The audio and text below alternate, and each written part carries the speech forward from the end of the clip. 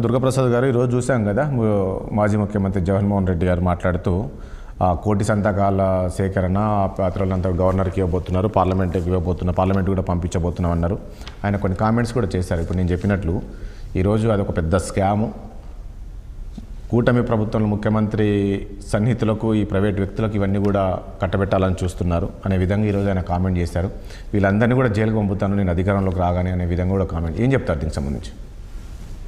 రాజేష్ గారు, good afternoon. Rammohan Rao గారికి, ఇంకా డిబేట్ లో ఉన్న వాళ్ళకి గుడ్ ఆఫ్టర్నూన్.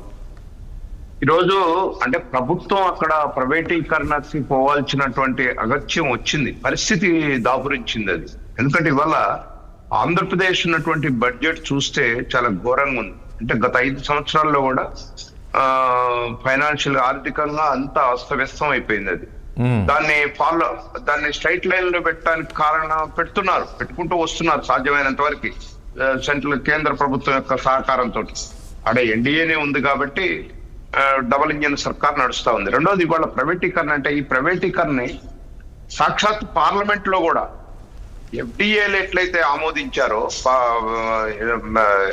ఫారిన్ ఇన్వెస్ట్మెంట్ ఎట్లయితే ఉందో, మిగతా వాటిని కూడా ప్రైవేట్ పెట్టుబడుల ద్వారా కొంత ప్రజలకు లాభం అయ్యేటట్టు చేయమని కేంద్ర ప్రభుత్వం కూడా ఇచ్చింది. కేంద్ర ప్రభుత్వం కూడా దీనికి చెప్పారు, వాళ్ళు కరెక్ట్ అని చెప్పారు. కేంద్ర ప్రభుత్వం మొన్ననే పార్లమెంట్ లో కూడా చెప్పారు. వీళ్ళు ఆల్రెడీ కేంద్రానికి కూడా కంప్లైంట్ ఇచ్చారు. మీరు ఇప్పుడు ఒక మాట అన్నారు ఏంటంటే డబుల్ ఇంజన్ సర్కారు అనేది. సో మనం చూసాం, ఈ డబుల్ ఇంజన్ సర్కార్ ఉంటేనే రాష్ట్రం అభివృద్ధి చెందుతుందని చెప్పేసి మీరు పదే చెప్పారు. ఈరోజు డబుల్ ఇంజన్ సర్కారే ఉంది ఆంధ్రప్రదేశ్లో. సో ఈరోజు మీరు మళ్ళీ ఒకటి చెప్పాడు, ఇక్కడ ఆర్థిక పరిస్థితులు పట్టి ఈరోజు ప్రైవేటీకరణ చేయాల్సిన పరిస్థితి వస్తుందని అంటున్నారు. అలాంటప్పుడు డబుల్ ఇంజన్ సర్కార్ ఉన్నప్పుడు రాష్ట్రం అభివృద్ధి వైపు వెళ్ళాలి, కేంద్రం నుంచి నిధులు తీసుకురావచ్చు కదా, దీన్ని ప్రైవేటీకరణ చేయాల్సిన అవసరం ఉంది. డెఫినెట్ గా రాజేష్ గారు, నిధులు ఎన్ని రావాలనో అంతకన్నా ఎక్కువ వస్తున్నాయి. మిత్రులు రామ్మోహన్ రావు గారు కూడా గమనిస్తున్నారు. గత 5 ఏళ్ల కన్నా కూడా 14లో తెలుగుదేశం పార్టీ గవర్నమెంట్ ఉన్నా, మొన్న వైసీపీ గవర్నమెంట్ ఉన్నా, ఈ 10 ఏళ్ల తర్వాత రాష్ట్రం విడిపోయిన తర్వాత ఈ సంవత్సరంన్నర కాలంలో వచ్చిన నిధులు ఎన్నడూ రాలేదు. చూస్తూనే ఉన్నాం ప్రతి దాంట్లో. పోలవరానికి కానీ, లేకపోతే అమరావతి క్యాపిటల్ కి పెట్టాల్సినటువంటి కానీ అనేక రకాలుగా కేంద్రం మంచి సహకరిస్తుంది. అయినప్పటికీ కూడా ఇక్కడ రాష్ట్రం ఒక రకంగా డెవలప్ కావాలి అంటే ఖచ్చితంగా కావాలి. నేను ఒక్కటే చెప్తాను, ప్రైవేటీకరణ కానీ ఇదంతా ఎందుకు అని అంటే, భారత్ చరిత్రలో చాలా ఉంది. పివి నరసింహారావు గారు ఉన్నారు. పివి నరసింహారావు గారు అప్పుడు తీసుకొచ్చిన సంస్కరణలు చాలా కార్మిక సంఘాలు, లెఫ్ట్ పార్టీలు అన్ని వ్యతిరేకించినా కూడా ఆనాడున్న ప్రభుత్వాలు కొన్ని ఎన్కరేజ్ చేసుకున్నాయి.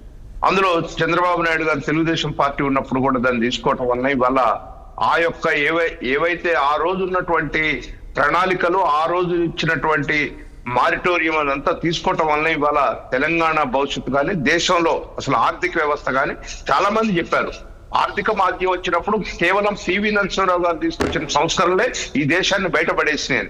ప్రతి దేశం దివాలు తీసే పరిస్థితిలో మన ఆర్థిక వ్యవస్థ చాలా గట్టిగా ఉంది, భారత ఆర్థిక వ్యవస్థ. అయితే నేను ఎందుకు చెప్తున్నానంటే, ఇప్పుడు వాళ్ళు వైసీపీ వాళ్ళు ఒక అలిగేషన్ చేస్తున్నారు. ఏంది, ఇది ప్రైవేటీకరణ చేసి వాళ్ళకి అయిన వాళ్ళకి తోచి పెడుతున్నారు, మేము జైల్లో పెడతామని జగన్మోహన్ రెడ్డి గారు మాట్లాడుతున్నారు. నేనేమంటున్నానంటే, అసలు మీరు పాల్గొనండి. ఇప్పుడు ప్రైవేటీకరణ అంటే ఎవరు నామినేటెడ్ ఇవ్వట్లేదు కదా, దానికి విధి విధానాలు పెట్టారు. ఆ విధి విధానాల ప్రకారం పర్సంటేజ్ పెట్టాలా. 58% గవర్నమెంట్ ఉంటే 42% ప్రైవేట్ వాళ్ళు ఉంటున్నారు. దానివల్ల అయితే నేను ఇంకొక ఉదాహరణ కూడా చెప్తాను. చంద్రబాబు నాయుడు గారు గతంలో ఉమ్మడి రాష్ట్రంలో ముఖ్యమంత్రిగా ఉన్నప్పుడు కూడా అప్పుడు దుర్గాప్రసాద్ గారు, ఇక్కడ ఒక పాయింట్, ఇక్కడ దుర్గాప్రసాద్ గారు, ప్రైవేటీకరణ చేస్తే పరిస్థితులు ఏ రకంగా ఉంటాయనేది చిన్న ఎగ్జాంపుల్ మనం మొన్న చూసాం. ఏది, ఫ్లైట్లది చూసాం, ఇండిగో ఫ్లైట్స్ ప్రైవేటీకరణ చేస్తే ఎట్లా ఉంటుంది. సో ఇది కూడా రేపు మీరు ఈ కాలేజీలు అనేది ప్రైవేటీకరణ చేస్తే రేపు నేను ఇంతకుముందు అన్నట్లు పేద విద్యార్థులు ఎవరైతే వైద్య విద్యార్థులు చదవాలనుకున్న వాళ్ళకి ఇబ్బంది కదా. రేపు వాళ్ళ చేతుల్లోకి వెళితే మనం చెప్పినట్లు ఎక్కడ ఇంటింది, ప్రభుత్వం చెప్పినట్లు ఎట్లా వింటారు వాళ్ళు? వినరు కదా.